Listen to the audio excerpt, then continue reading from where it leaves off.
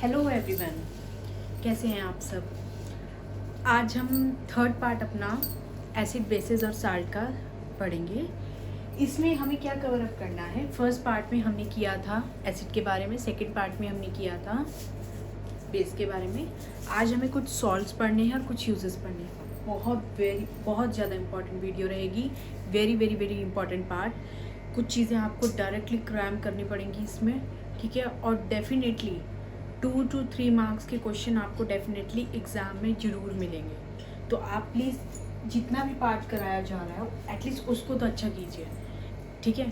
पूरी लिस्ट पढ़ने से अच्छा कुछ तो पढ़िए। नहीं ज़्यादा पढ़ पाएंगे, थोड़ा तो पढ़िए। इसलिए ये चीज़ तो एटलीस्ट आप करके जाइएगा। मैं साथ साथ आपको बताती रहूँगी कि कौन सा पार्ट सबसे ज़्यादा इम्पॉर्टेंट है और उसको आपको क्यों करना है, किस लिए करना है, कितने मार्क्स का आ सकता है, और बाकी ये चीज़ें यहाँ पे लिखी हैं, मैं आपको अभी बताती हूँ।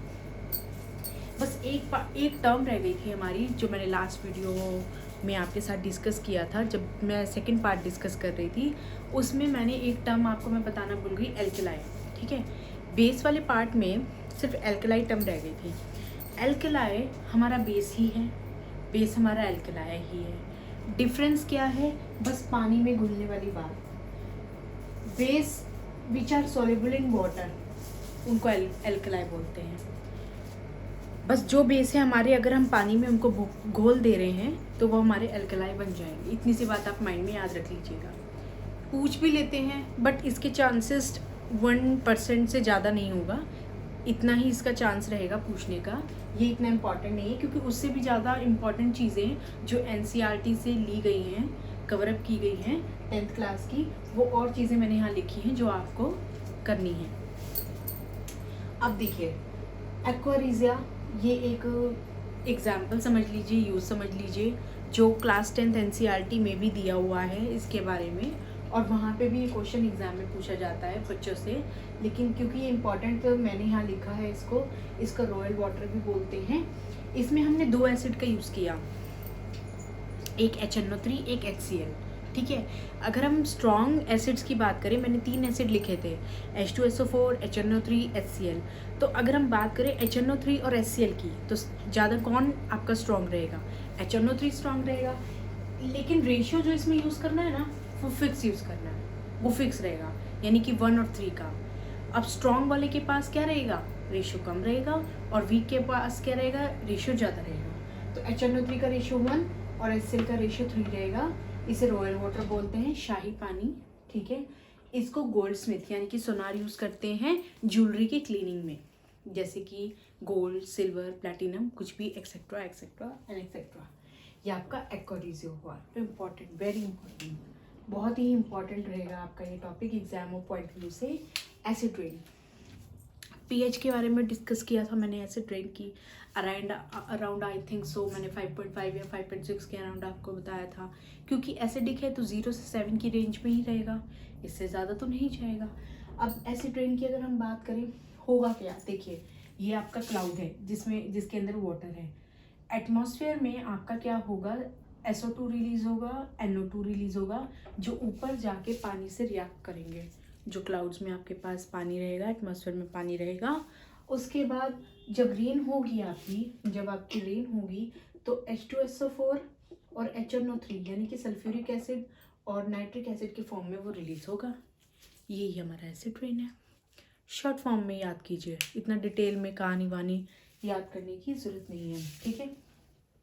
Bleaching powder women main use करते हैं। कोई फंक्शन हो, पार्टी हो, बर्थडे पार्टीज़ हो, एनिवर्सरी हो, कुछ भी, मैरिज सेरेमनी हो, कुछ भी यूज़ करते हैं अपनी चेहरे की, बॉडी की डेड स्किन को रिमूव करने के लिए, ताकि आपका चेहरा थोड़ा सा निखर के आए। उसके लिए हम यूज़ करते हैं, उसका फॉर्मूला है CaOCl2। ब्लीचिंग पाउडर सबको पता है, फॉर्मूला सबको पता होगा, क्योंकि अगर आप लोग तैयारी कर रहे हैं तो इतना तो आपको पता होगा। लेकिन जो उसमें आपको पता करना है वो है कैल्शियम ऑक्सीक्लोराइड। ये इसका नेम है, केमिकल नेम है, जो आपको याद करना है, कैल्शियम ऑक्सीक्लोराइड, ठीक है। ब्लीचिंग पाउडर का मैंने लास्ट वीडियो में बताया था, ब्लीचिंग पाउडर आपका बनेगा कैसे, CaOH होल ट्वाइस का यूज़ करके हम लोग ब्लीचिंग पाउडर बना रहे थे। इसे हम स्लेक वाटर, स्लेक लाइम या लाइम वाटर भी बोलते हैं, ठीक है। इसे हम एग्रीकल्चर में भी यूज़ कर रहे थे एसिडिटी को कम करने के लिए, ठीक है। Baking soda, baking powder. अब देखिए बेकिंग सोडा का फॉर्मूला क्या है, NaHCO3, sodium bye carbonate. H अगर कहीं आ जाता है बीच में तो उसे बाय बोलते हैं, ठीक है, सोडियम बाय कार्बोनेट। लेकिन अब ये मिलाने का मतलब क्या हुआ, चीज़ों को स्पंजी बनाना। केक हो गया आपका भटूरा हो गया, आपका नान हो गया, वो क्या होगा, थोड़ा स्पंजी होगा। लेकिन दिक्कत क्या है, क्यों बेकिंग पाउडर आया, क्योंकि ये थोड़ा कड़वा टेस्ट में होता है, बिटर टेस्ट में होता है। अब कड़वी चीज़ थोड़ी खाएंगे, टेस्ट भी होना चाहिए ना। तो बेकिंग पाउडर के लिए हम लोग क्या करेंगे, टार्टरिक एसिड इसमें मिलाएंगे, बेकिंग सोडा में टार्टरिक एसिड मिलाएंगे ताकि वो एडिबल हो जाए। एडिबल मतलब खाने लायक हो जाए, शरीर के लायक हो जाए, ठीक है। अब देखिए वॉशिंग सोडा में Na2CO3। अगर यहाँ और यहाँ में देखिए CO3 यहाँ पे भी है, CO3 यहाँ पे भी है, Na यहाँ पे भी है, Na यहाँ पे भी है, लेकिन यहाँ H नहीं है, यहाँ 2 है और 10 वाटर ऑफ क्रिस्टलाइजेशन है। वाटर ना लिखूँ ना मैं तो चीज़ ड्राई रह जाएगी, तो उसका फ़ायदा नहीं होगा, क्योंकि यहाँ पे वाटर की ज़रूरत थी, इसलिए हमने यहाँ पे क्रिस्टलाइजेशन ऐड किए हैं, वाटर के क्रिस्टल्स कुछ ऐड किए हैं, ठीक है। कहीं पे 5 लिखा होगा, कहीं पे 2, कहीं पे हाफ, कहीं पे 10, कुछ कहीं पे लिख के रखते हैं, तो ऐसे नहीं, वो लेबोरेटरी में प्रिपेयर किए गए हैं इसी तरीके से। अब वॉशिंग सोडा के मैंने यूजेस किए हैं, खाली वॉशिंग के काम नहीं आएगा, उसके अलावा ग्लास बनाने के, पेपर फैक्ट्री के, स्टेन रिमूवर के, वाटर की हार्डनेस को रिमूव करने के लिए, और भी काफ़ी जगह यूज़ होगा। जिप्सम हम सीमेंट बनाने में, सीमेंट को यूज़ करने में यूज़ करते हैं, उसके लिए इसका फॉर्मूला रहेगा calcium sulphate dot twice of water, sorry यहाँ पे ट्वाइस वाटर ऑफ क्रिस्टलाइजेशन है कैल्शियम सल्फेट का, ठीक है। जब हम इसको 373 केल्विन पे जब हम इसको टेम्परेचर देंगे, हीटअप करेंगे, तो हमारा कैल्शियम सल्फेट ही रहेगा, लेकिन वाटर की क्वांटिटी क्या हो जाएगी, हाफ हो जाएगी। इसी को हम POP कहते हैं, यानी कि प्लास्टर ऑफ पेरिस। POP हमारा जिप्सम से ही बनता है, ठीक है। बहुत इंपॉर्टेंट पॉइंट है इससे, बहुत ज़्यादा एग्ज़ाम में 101% चांसेस रहता है आपका पूछने में। रेलवे हो, वनडे कॉम्पिटिटिव एग्ज़ाम हो, ज़रूर पूछा जाएगा, ठीक है। अब ब्राइन भी हमारा NCERT से ही लिया गया है। NCERT में ये मेंशन है ये हमारा कि ब्राइन सोल्यूशन हमारा बनता कैसे है, जब हम टेबल सॉल्ट यानी HCl को पानी में घोलते हैं, मिलाते हैं, मिक्स करते हैं, तो हमारा ब्राइन सोल्यूशन तैयार होता है। डोलोमाइट, ये थोड़े फॉर्मूले जो हैं दोनों थोड़े टफ रहते हैं, लेकिन मैं आपको ट्रिक बताती हूँ कैसे करेंगे आप। डोलोमाइट का फॉर्मूला है CaCO3 MgCO3। देखिए CO3 यहाँ पे भी है, CO3 यहाँ पे भी है, लेकिन यहाँ पे कैल्शियम है, यहाँ पे मैग्नीशियम है, बीच में डॉट है। रिएक्टिविटी सीरीज़ मैंने आपको कराई थी एक वीडियो में, उसमें सबसे पहले हमने क्या किया था, पोटेशियम आता था, उसके बाद सोडियम आता था, कैल्शियम आता था, कैल्शियम के बाद मैग्नीशियम आता था। तो कैल्शियम की रिएक्टिविटी मैग्नीशियम से ज़्यादा होती थी, इसलिए हमने यहाँ पे कैल्शियम ज़्यादा लिखा है, मैग्नीशियम यहाँ पे बाद में लिखा है। आप इस तरह से याद करते हैं, अब आपका फॉर्मूला याद करना ईजी हो जाएगा। अब पोटेशियम को क्या बोलते हैं हम लोग, फिटकरी बोलते हैं पोटेशियम को। इसका फॉर्मूला थोड़ा टफ है, लेकिन कोई बात नहीं, पूरा फॉर्मूला याद करो, नहीं हो पा रहा है तो कुछ ट्रिक याद कर लो। देखो कैसे, K2Al2SO4 होल थ्राइस 24H2।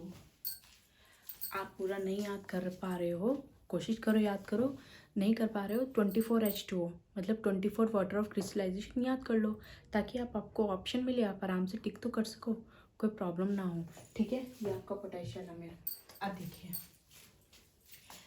हमने एक न्यूट्रलाइजेशन रिएक्शन बताया था, टाइप्स ऑफ रिएक्शन में न्यूट्रलाइजेशन रिएक्शन बताया था, उसमें मैंने ये बताया था जब एसिड बेस के साथ रिएक्ट करेगा तो सॉल्ट प्लस वाटर बनेगा, ठीक है। यहाँ पे कुछ पॉइंट डिस्कस करें।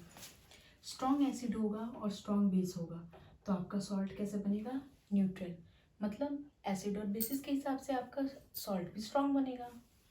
स्ट्रॉन्ग एसिड होगा, वीक बेस होगा तो हमारा सॉल्ट बनेगा एसिडिक।